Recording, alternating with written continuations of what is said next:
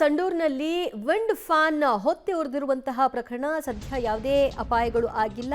ಆಕಸ್ಮಿಕ ಬೆಂಕಿ ಕಾಣಿಸಿಕೊಂಡಂತಹ ಹಿನ್ನೆಲೆಯಲ್ಲಿ ವಿಂಡ್ ಫ್ಯಾನ್ ಹೊತ್ತಿ ಉರಿದಿದೆ. ಸಂಡೂರು ತಾಲೂಕಿನ ಹಿರಾಳ್ ಗ್ರಾಮದಲ್ಲಿ ಈ ಘಟನೆ ಸಂಭವಿಸಿರುವುದು.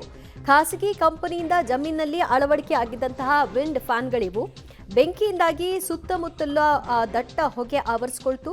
ಘಟನಾ ಸ್ಥಳಕ್ಕೆ ಚೋರನೂರು ಪೊಲೀಸರು ಭೇಟಿ ಕೊಟ್ಟು ಪರಿಶೀಲನೆ ಸಹ ನಡೆಸಿದ್ದಾರೆ. ಚೋರನೂರು ಪೊಲೀಸ್ ಠಾಣೆಯಲ್ಲಿ ಸದ್ಯ ಈ ಸಂಬಂಧ ಪ್ರಕರಣ ಸಹ ದಾಖಲಾಗಿದೆ.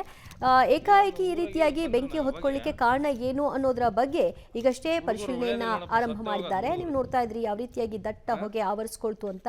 ದಿಢೀರನ್ನೇ ಆ ವಿಂಡ್ ಫ್ಯಾನ್ ಅಲ್ಲಿ ಬೆಂಕಿ ಕಾಣಿಸ್ಕೊಂಡಿದ್ರಿಂದ ಸಹಜವಾಗಿ ಅಲ್ಲೊಂದು ಆತಂಕದ ವಾತಾವರಣ ಕೂಡ ನಿರ್ಮಾಣ ಆಗಿತ್ತು.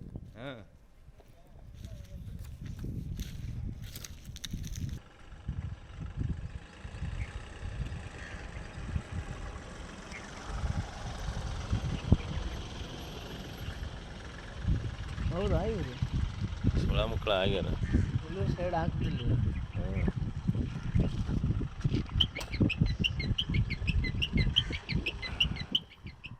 ಮತ್ತಷ್ಟು ಮಾಹಿತಿ ಪಡೆಯೋಣ ನಮ್ಮ ಪ್ರತಿನಿಧಿ ಅಮರೇಶ್ರಿಂದ. ಅಮರೇಶ್, ಸುಮಾರು ಎಷ್ಟು ಹೊತ್ತುಗಳ ಕಾಲ ಈ ರೀತಿಯಾಗಿ ದಟ್ಟ ಹೊಗೆ ಆವರಿಸಿತು? ನಂತರದಲ್ಲಿ ಏನ್ ವ್ಯವಸ್ಥೆಗಳಾಗಿದೆ? ಯಾಕೆ ಆಯ್ತಿದು ಅಂತ ಏನಾದರೂ ಮಾಹಿತಿ ಸಿಕ್ಕಿದೆಯಾ?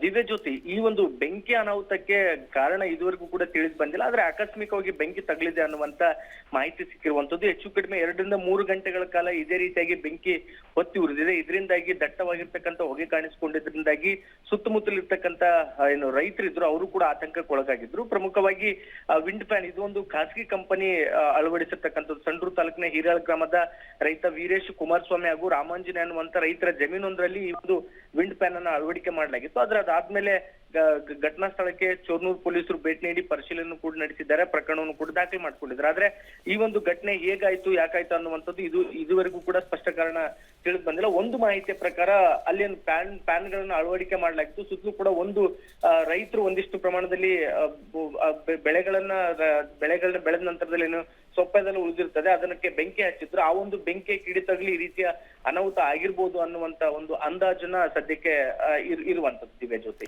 ಥ್ಯಾಂಕ್ ಯು ಅಮರೇಶ್ ನಿಮ್ಮೆಲ್ಲ ಮಾಹಿತಿಗೆ.